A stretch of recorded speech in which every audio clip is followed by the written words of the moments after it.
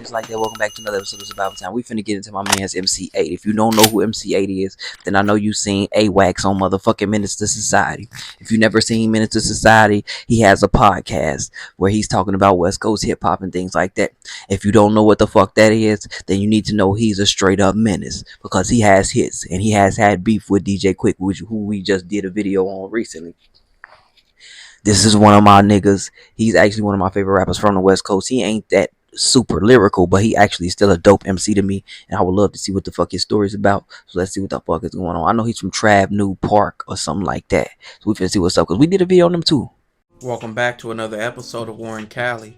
In this episode, I'm a detailed Compton rapper, MC Eiht.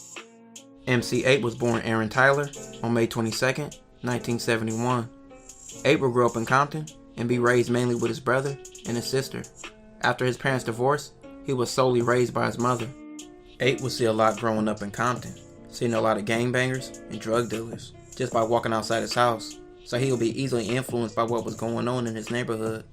Eiht's mom was always working, trying to provide for the family, so this allowed Eiht a lot of free time, and instead of having a normal childhood and wanting to be an athlete or dreams of a normal career, his aspirations became the big homies in his hood that sold drugs. Eiht will grow up on the west side of Compton, which he will grow up in the Track New Park Compton Crips turf. The Track New Park Compton Crips are a gang named after a park with the same name. They'll eventually go to war with several Pyrus in nearby areas, like the Westside Pyrus, the Campanella Park Pyrus, and the Treetop Pyrus, among others. Getting in the streets, Eiht will see how deep the streets was, getting shot at, losing friends, the risk of the drug game, and going to jail back and forth. Being in and out of jail, Eiht would get tired of it. He'll be put on house arrest, and while being on house arrest, he'll be listening to a lot of music. His favorite artists and influences at that time period will be people like LL Cool J, Rakim, and several local LA rappers. Eiht will be 15, stuck in the house, and this gave him a lot of boredom. This made him decide to take rap serious, and Eiht mom will buy him some equipment, and this will be the start of his rap career. Eiht will start a rap group with his homie The Chill, who he known since. This nigga that had a motherfucking full beard since he was fucking 15. Is you serious, bro? I'ma keep saying I don't know what the fuck they was feeding these niggas back then. I don't even got a fucking full beard. I ain't even fucking 15, nigga. This nigga has a full fucking fledged beard, nigga. He even in the beginning of Eiht's career, he had a full fucking beard. That's crazy. Middle school, growing up, the two new future rap legends like MC Ren and Snoop Dogg. Eiht and The Chill called their group Compton Most Wanted after the show America Most Wanted. They would start trying to do demos, trying to be noticed. And by 1987 and 88, they would have producers down with their crew, like DJ Slip and Unknown DJ. They began making their first professional songs. In 1989, Compton Most Wanted released their first single, This Is Compton, and also another song called Give It Up. 1990, Compton Most Wanted released their first album. It was called It's a Compton Thing. The lead single on the album was called One Time Gaffled Up. It's a Compton Thing was entirely produced by DJ Slip and the Unknown DJ. All the song lyrics were written by MC Eiht. Around this time, another rising rapper would be making noise, and his name was DJ Quick. DJ Quick was a Pyru from Treetop Pyru. He would diss several Compton Crip rappers like the Ho NWA and Compton Most Wanted on his mixtape, The Red Tape. So Compton Most Wanted responded on his own album with a song called Duck Sick, but MC Eiht would later say it wasn't a diss. A year later in 1991, the group Compton Most Wanted released their second album called Straight Checkin' 'Em, which featured popular hit songs like Drive By Miss Daisy, Compton Lynchin', and a song called Growing Up in the Hood, will be also released on Warner Brothers for John Singleton blockbuster movie, Boys in the Hood, starring Ice Cube, Cuba Gooding Jr., Lawrence Fishburne, Nia Long, and Morris Chestnut. During this time period, The Chill was arrested and sent to prison for a few years, and he didn't participate on any songs on the album besides Growing Up in the Hood. Straight Checkin' 'Em was a bigger success than the previous album and peaked at 92 on the US charts.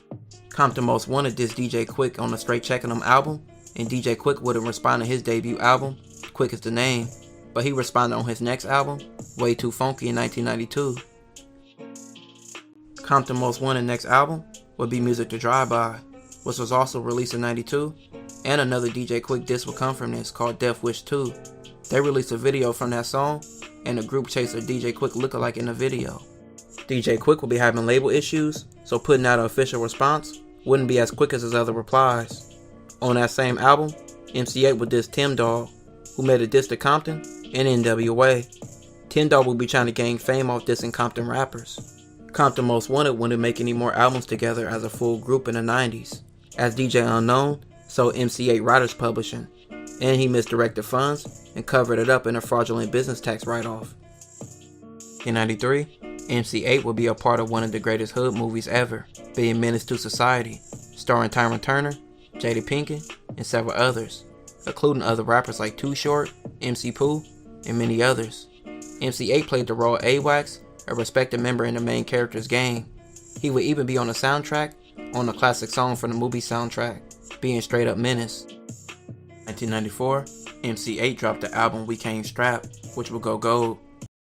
Shouts out to MC Eiht, because I did not know that he motherfuckers finessed him out his bread. But that happened a lot back then. That back then I understand because the information wasn't as heavy back then.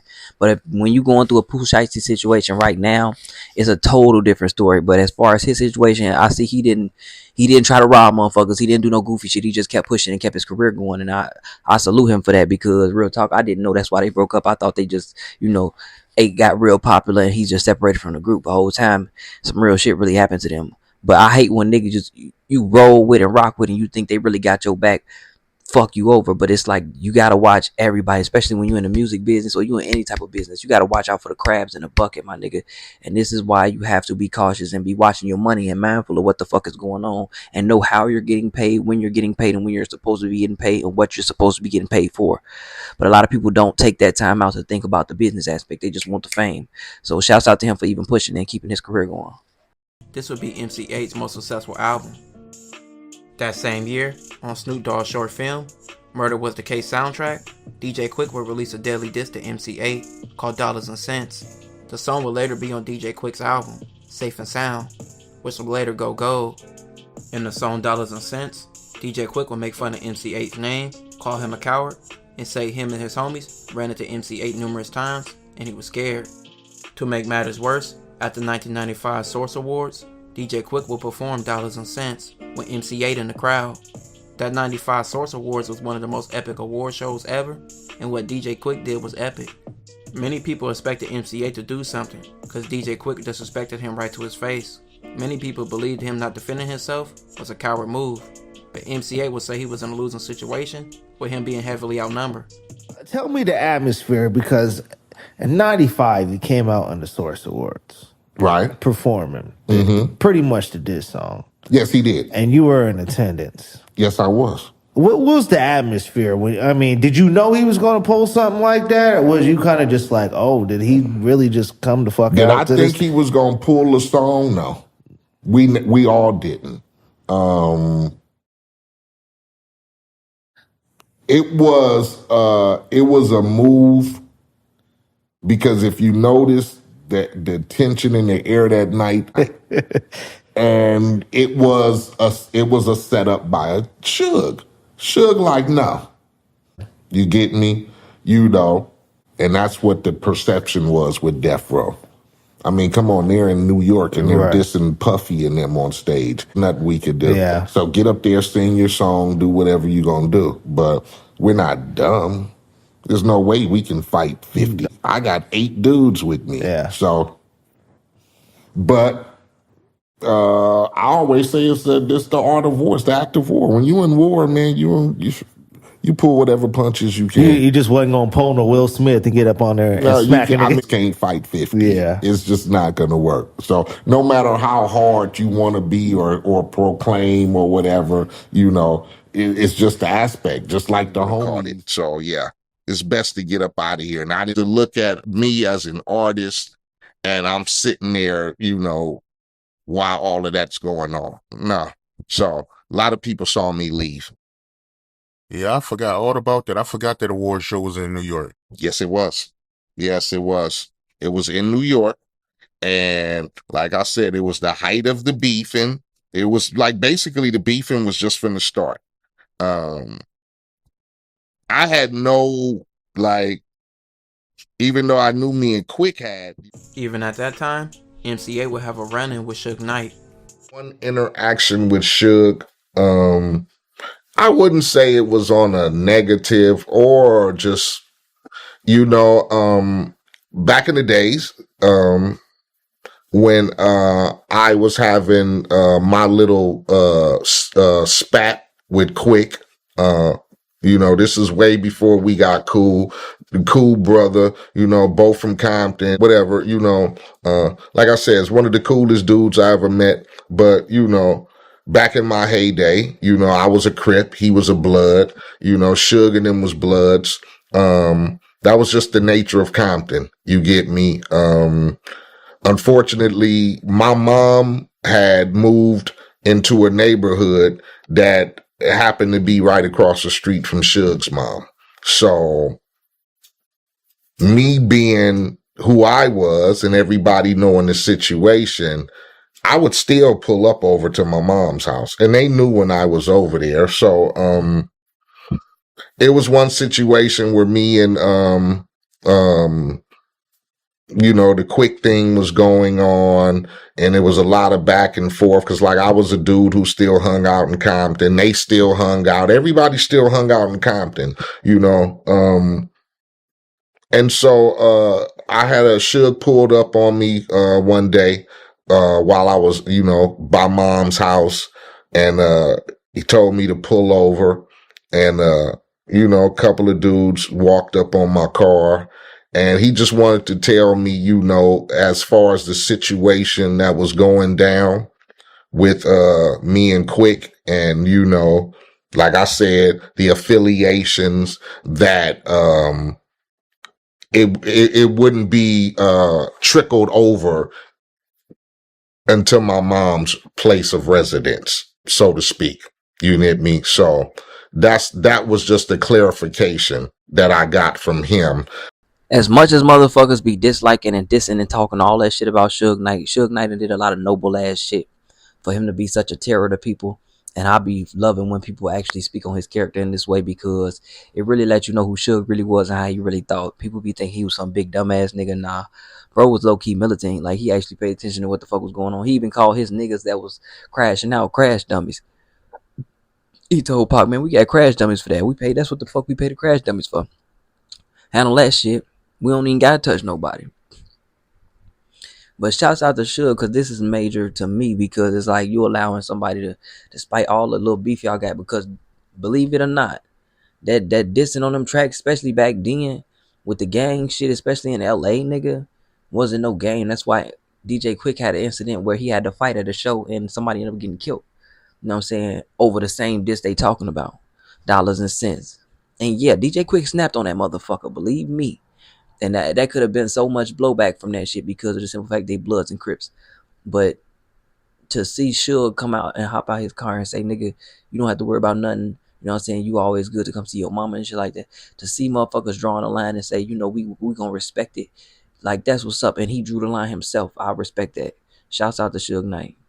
That I didn't have to worry about anything going down while my mom was living in their neighborhood. And what was the issue between you and DJ Quick, if you don't mind? It was neighborhood beef. I mean, I was rapping, he was rapping, I was a Crip, he was a Blood. And so it just basically just boiled down to that. He was a Crip, I was a Crip, he was a Blood.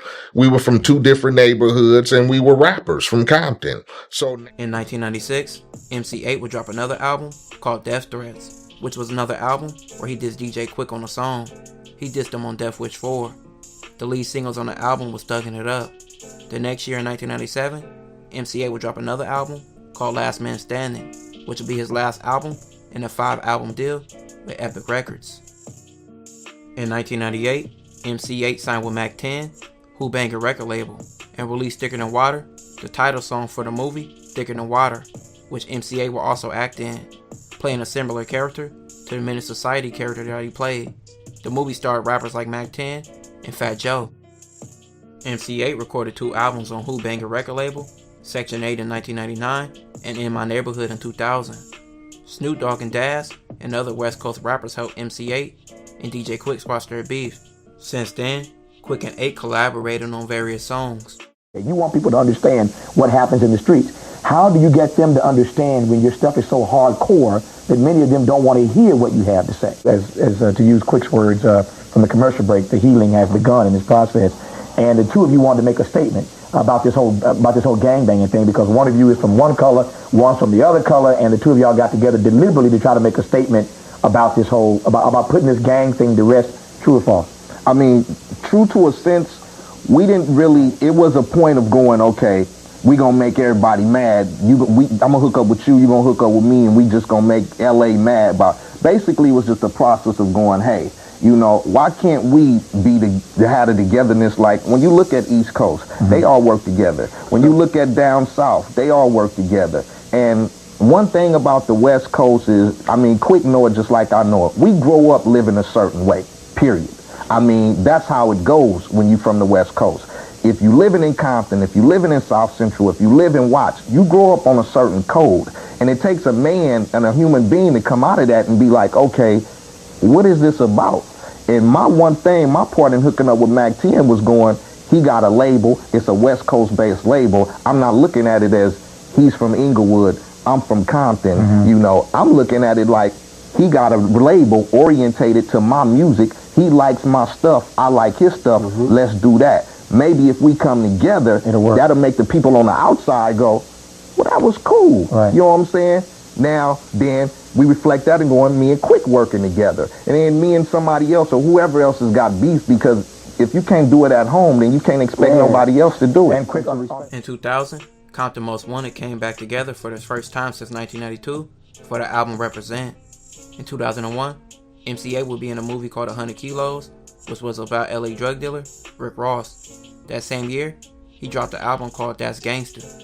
In the 2000s, MC Eiht would be active, dropping 5 albums from 2002 to 2004, with albums like Underground Hero, Hood Arrest, Smoke in the City, Veterans Day, and a collab album with Spice One called Pioneers.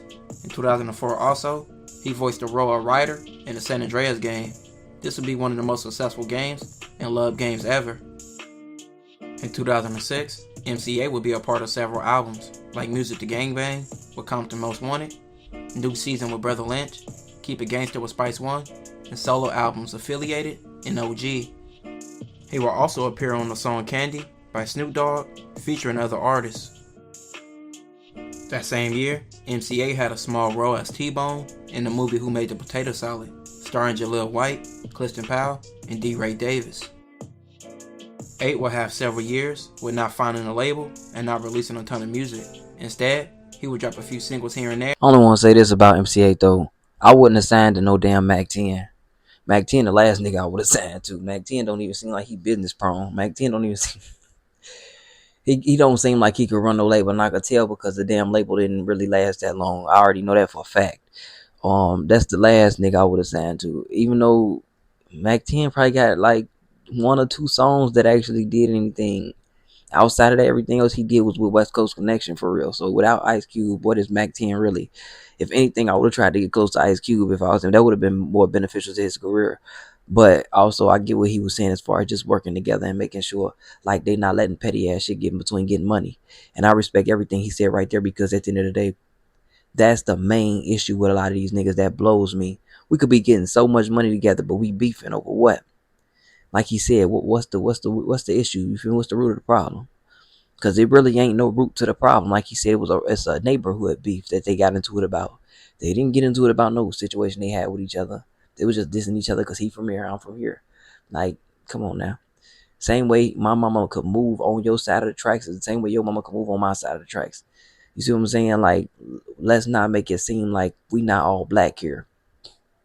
And that's my biggest issue when it comes to Cali gang culture and just gang culture period. But mostly Cali, because Cali be real anti-nigga. I be noticing. And I hate that for my people, because nigga, we make too many excuses for niggas to hate each other and kill each other and rob from each other. And you know what I'm saying? Like, it's too many excuses that we make. Oh man, white people do it. Man, ain't no white person going to jail like black people going to jail. I got more black people in jail than white. We got damn near more blacks in jail than Mexicans, if I'm not mistaken.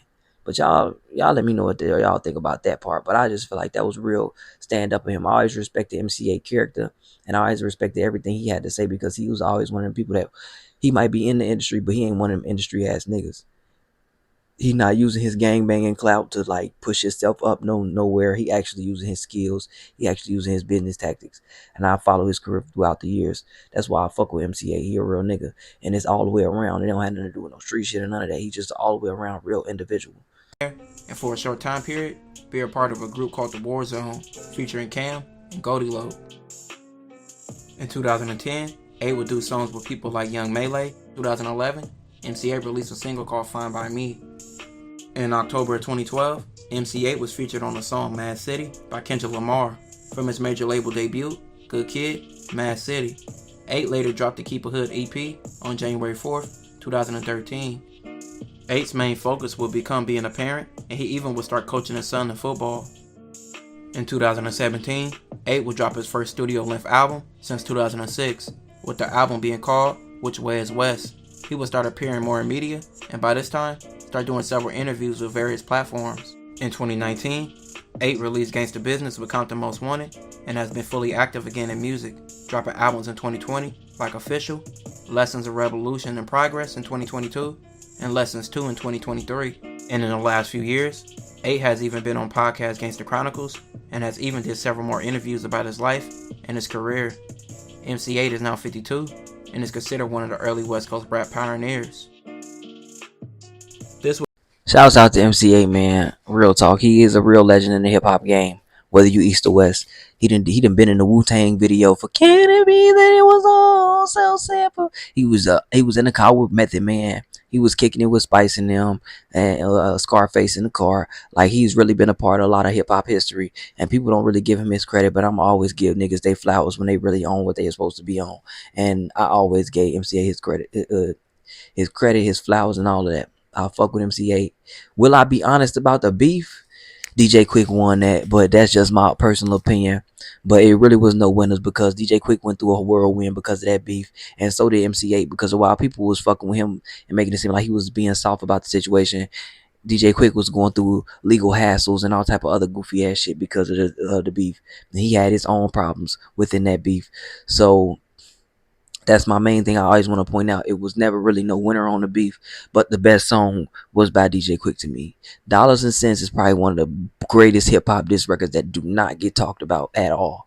Dollars and Cents, that nigga, I don't know what, he said he didn't even write that shit. He said he went in the booth and just was spitting off top, nigga. And he just edited it and handled everything when he was mixing it. But y'all let me know what the fuck y'all think.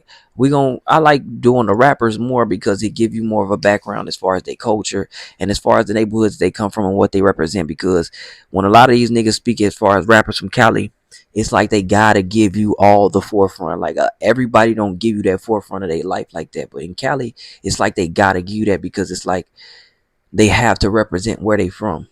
A lot of times, like with DJ Quick is from the same place YG is from. When you hear YG speak about his neighborhood, he always point out that DJ Quick is from there. They shot this movie here, and this person from there, and this person is down the street. Kendrick Lamar do the same thing. Everybody in Cali really do that.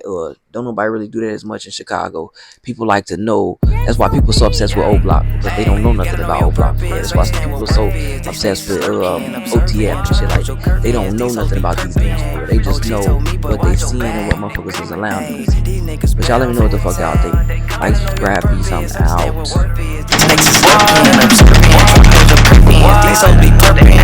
OG told me, boy, watch your back.